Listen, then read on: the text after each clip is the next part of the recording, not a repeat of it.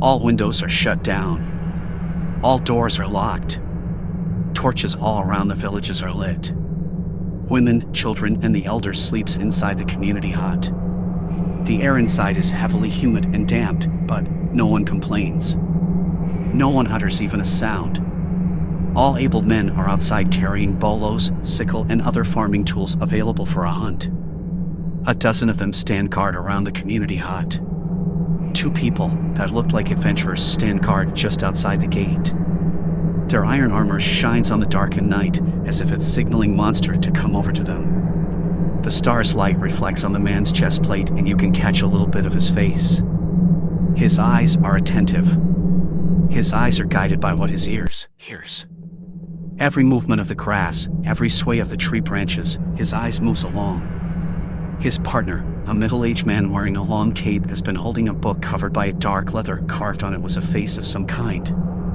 A grimoire, that's what it was called. He has been reading it, or probably reciting several incantations since the moon rised over the stars. A continuous numbing feeling keeps radiating around him and across the forest. His eyes are all white and is fixed right in front of him. Boom. Boom. Boom. This is the only sound you can hear that night. He continues to cast his spell all across the forest. After a couple of minutes, in the edge of the forest, there it was. Silhouettes of a dozen ogres stand in front of the village. Fire arrows flew from the inside of the village. The arrows moved up and arcs down to where the orcs are. The iron head pierced the skin of the ogres, and as it burns the skin, a smirk can be seen on the ogres' faces. One ogre opened its mouth and screamed. The rest of them put their hands up and started charging. As they draw closer to the entrance, another set of arrows flew straight up towards the body of ogres. 8 arrows hit the lower leg of one of the ogre. He tripped and fell to the ground. The other ogres rushed to gate. One of them slams its club to the armored adventurer and hit its shield. The man's eyes burned in red as it slashed its sword to the ogre's left shoulder. Blood started pouring in the ogre's arms as he laughs. He seems enjoying the fight, disregarding the pain he has in shoulder. The villagers also join the fight as the ogre swarms inside the villages. Torches feed and started burning some of the homes. The air is filled with the smell of blood, smoke, and iron as the fight progresses. The fallen ogre stood up, excited to join the fight. His eyes is fixed to the man holding the grimoire. Lust with blood, his skin turned in a reddish green as he walked forward to the man. A small ball-like creature started to roll on the grass between the ogre and the man. It looked like a small mouse, not bigger than a palm of a human hand. It twisted its ears and lifted up its face as it stares at the man. Now, with his grimoire close in his hands, the man grinned and said, "This is the end."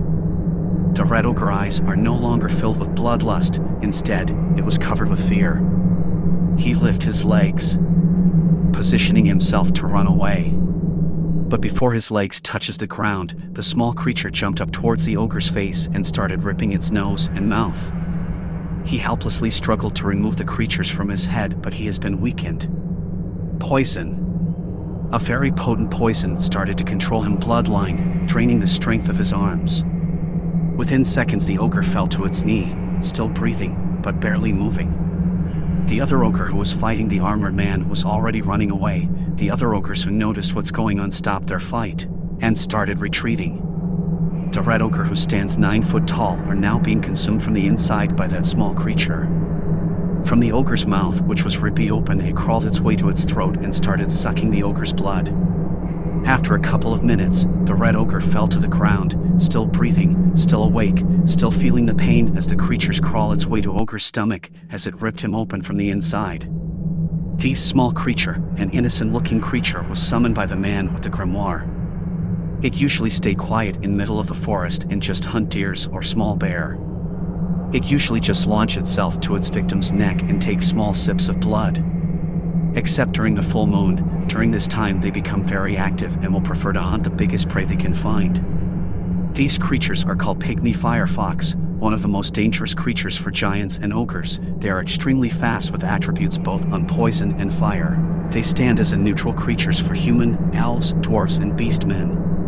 Although they are not dangerous to them, No one can tame it. At best, they can be summoned by mages, but it's up to the fox whether they will kill or not. That's all for today. Thanks for watching.